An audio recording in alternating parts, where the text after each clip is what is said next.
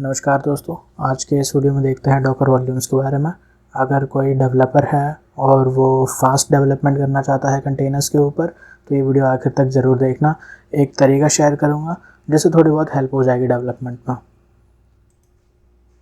सबसे पहले तो देखते हैं वॉल्यूम की क्या ज़रूरत है। डॉकर कंटेनर में कोई स्टेट नहीं होती बाय डिफ़ॉल्ट, तो अगर कंटेनर स्टॉप होता या रिस्टार्ट हो जाता तो उसके साथ इसके अंदर का जो डेटा है वो भी सारा का सारा डिलीट हो जाता है।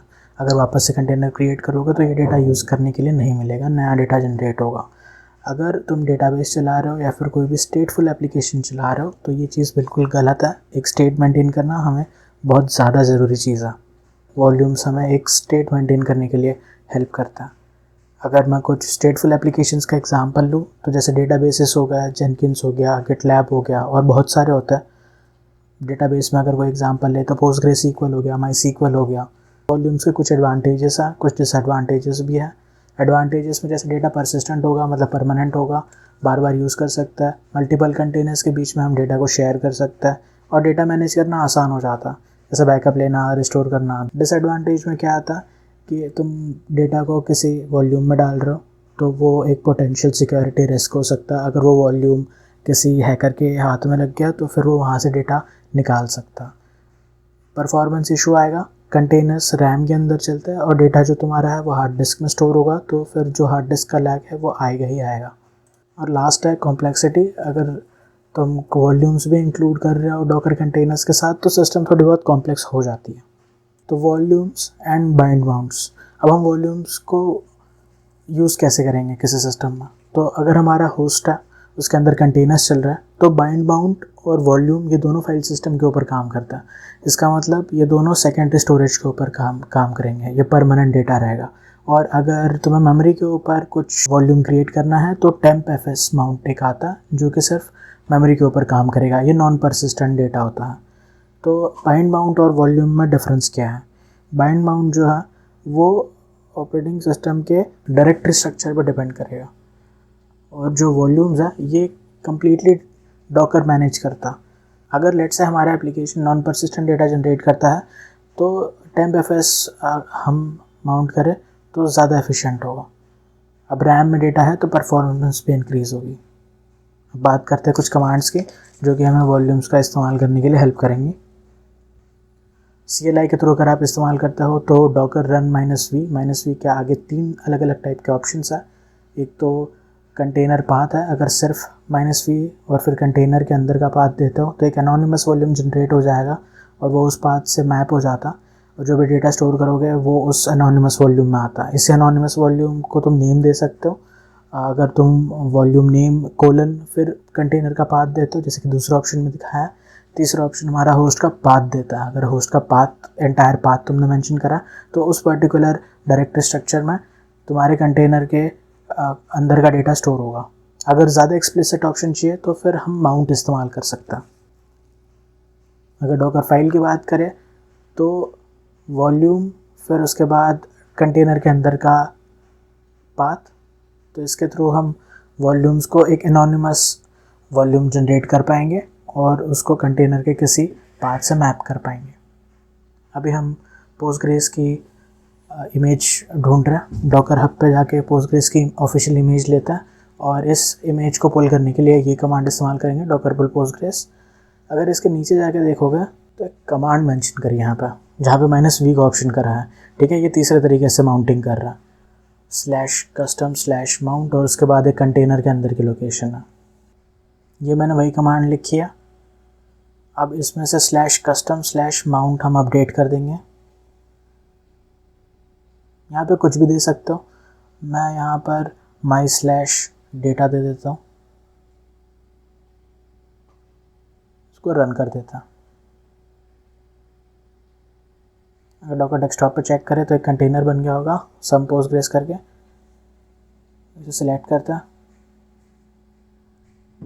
एग्जीक्यूट में जाके सबसे पहले तो हमें यूज़र चेंज करना पड़ेगा, तो su -postgres और अब पोस्टग्रेस डेटाबेस में लॉगिन करता है psql। यहाँ पर अगर मैं सारे डेटाबेसेस लिस्ट करूँ तो ये है।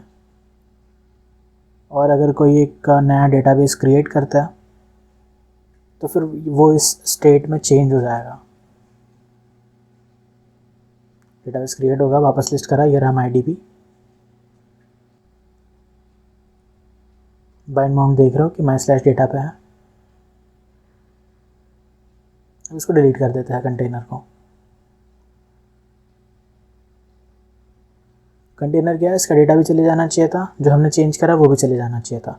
बट अगर मैं वापस से एक नया कंटेनर बनाऊँ एग्जैक्ट सेम वॉल्यूम माउंट पे, मतलब मेरा डायरेक्टरी का लोकेशन सेम है और कंटेनर के अंदर का लोकेशन भी सेम है, इस कंटेनर को अगर एक्सेस करता है सेम वापस वही करना पड़ेगा, यूज़र अपडेट करना पड़ेगा, पोस्टग्रेस यूज़र की तरह लॉगिन करता है।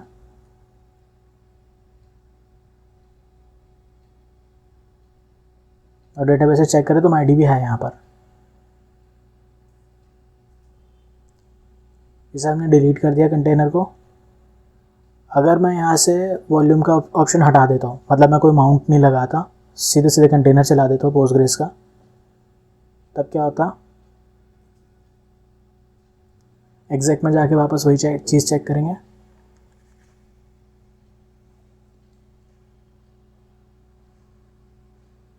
इस बार अगर -l का /l करें तो यहाँ पे MyDB करके नहीं दिखाई देगा। इसका मतलब जो हमने स्टेट में चेंज लाया था वो उस वॉल्यूम में पर्टिकुलरली स्टोर्ड है। अब जो हमने -v वाला ऑप्शन दिया है, ये तो एक तरीका हुआ कि हमने होस्ट के सिस्टम का एक पाथ दिया और फिर कंटेनर के अंदर का एक पाथ दिया। अगर लेट से हम सिर्फ कंटेनर के अंदर का एक पाथ देते हैं, जैसे ये है /var-lib postgres equal data, container run कर देता है। यहाँ पे बाइंड माउंट्स नहीं दिखेंगे, बट ये एक अगर वॉल्यूम में जाके चेक करोगे तो ये एक एनोनिमस वॉल्यूम जनरेट कर देगा जिसकी कोई रैंडम आईडी है। इसके अंदर तुम देखोगे तो ये PG डेटा है, पोस्टग्रेस का डेटा, ये उस फोल्डर के अंदर का डेटा है जहाँ जिसके साथ हमने बाइंडिंग करी है। हमने नाम नहीं मेंशन करा वॉल्यूम का, बट इसने खुद एक एनोनिमस वॉल्यूम जनरेट कर दिया है। अब फिर से मैं कंटेनर डिलीट कर देता हूँ तो वॉल्यूम भी चले गया वाला, कोई चेंज नहीं था स्टेट में, तो वॉल्यूम डिलीट हो चुका। अब ये देखते हैं कि अगर मैंने एनोनिमस की जगह नेम्ड वॉल्यूम बनाना तो मैं यहाँ पे postgre-vol फिर कंटेनर के अंदर की लोकेशन देता हूँ और फिर रन करता हूँ। यहाँ पे सेम एक कंटेनर जनरेट हुआ। वॉल्यूम्स में जाके देखें तो यहाँ पे वॉल्यूम आया है, बट इस टाइम पे उस वॉल्यूम ने वो नाम लिया जो हमने वहाँ पे मेंशन करा था, जो वॉल्यूम का नाम हमने रन कमांड एग्जीक्यूट करते हुए मेंशन करा हुआ था। इस वॉल्यूम में अगर हम लेट से लॉगिन करते हैं एग्जैक्ट में जाके, फिर से हमें पोस्टग्रेस यूज़र पे लॉगिन लेकर psql में कमांड चलानी पड़ेगी। पहले क्रिएट कर लेते हैं एक डेटाबेस। अब स्टेटमेंट नहीं होगा वो MyDB जो हमने बनाना था पहले, /l करते तो यहाँ पे MyDB दिखना। इस कंटेनर को एक बार वापस डिलीट कर देता, बट इस सिनेरियो में देखोगे तो वॉल्यूम वैसे का वैसा रहा, डेटा हमारा प्रिजर्व्ड है। पोस्टग्रे वॉल्यूम, इसमें जो PG डेटा वाला फोल्डर था वैसे का वैसा। फिर से हम लॉन्च करते हैं एक नया कंटेनर, सेम वॉल्यूम पे बाइंडिंग है हमारी। इसमें जाके अगर मैं एग्जैक्ट करूँ, अगर लिस्ट करें डेटाबेसेस को, तो यहाँ पे MyDB दिख जाएगा। इसका मतलब स्टेट हमारी प्रिजर्व रह रही है। तो ये हमारा वॉल्यूम का फ़ायदा है। हम जो भी स्टेट मेंटेन करना चाहते हैं, हमारे एप्लीकेशन अगर कोई स्टोरेज करना चाहता है परमानेंटली या फिर शेयर करना चाहता है दूसरे कंटेनर्स के साथ, तो वो पॉसिबल है इस चीज़ के थ्रू। अब एक एग्जांपल लेते हैं कि लेट से तुम डेवलपर हो, तुमने एक वेबसाइट बनानी है और वो वेबसाइट कंटेनर पे चलने वाली है अल्टीमेटली। तो हम पहले क्या कर रहे थे, हम कॉपी कमांड चला रहे थे, और हर बार तुम अगर नया कोड लिखते हो तो तुम हर बार कॉपी करोगे, वो नहीं चलेगा। तो इस केस में मैं क्या करता हूँ, एक वॉल्यूम बनाऊँगा। उसके लिए my-vol करके एक फ़ोल्डर बनाया मैंने, उसमें लेट से इंडेक्स वाला पेज हमारा डेवलपमेंट वाला पेज है, ये मैं पेस्ट कर देता हूँ। और इसमें वेबसाइट 1.0 लिखा है, उसके आगे लिखता है फ्रॉम वॉल्यूम। ये मैंने सेव करा। मैंने HTTPD वाली इमेज सेलेक्ट करी। मैं डेवलपमेंट जो कर रहा हूँ वो अपाचे पे कर रहा हूँ। यहाँ पर मैं कंटेनर का नाम दे देता हूँ,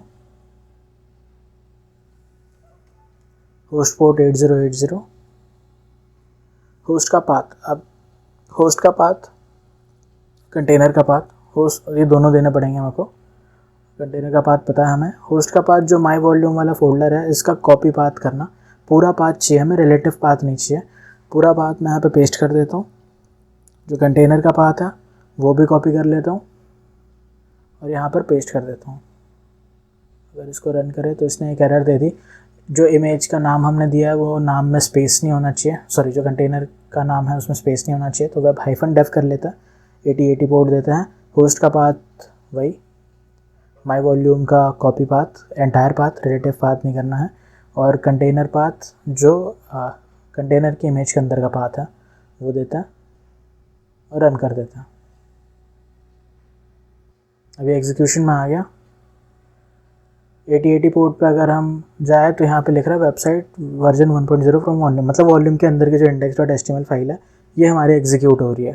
ठीक है, मैंने यहाँ पे वर्जन 1.1 करा, सेव करा और इसको रिफ़्रेश करा तो वर्जन 1.1 आ गया। अब मैं कंटेनर मेरे को रीस्टार्ट करने की ज़रूरत नहीं है, मैं सिर्फ उस जो index.html वाली फाइल है उसको अपडेट करते रहूँगा और मेरा कंटेनर, मेरा जो एप्लीकेशन है वो रिफ़्रेश होता रहेगा। मेरे को कंटेनर बार बार कंटेनर के अंदर कोई चीज़ कॉपी करके फिर वापस से बिल्ड करके फिर वापस एग्जीक्यूट करने की ज़रूरत नहीं है, अनटिल एंड अनलेस मैं कंटेनर के ऑपरेटिंग स्ट्रक्चर में या फिर मतलब कोई एप्लीकेशन में कोर लेवल पे कोई चेंज ला रहा हूँ। तो आज के लिए इतना ही। बहुत बहुत धन्यवाद वीडियो आखिर तक देखने के लिए। मिलता है अगली वीडियो में।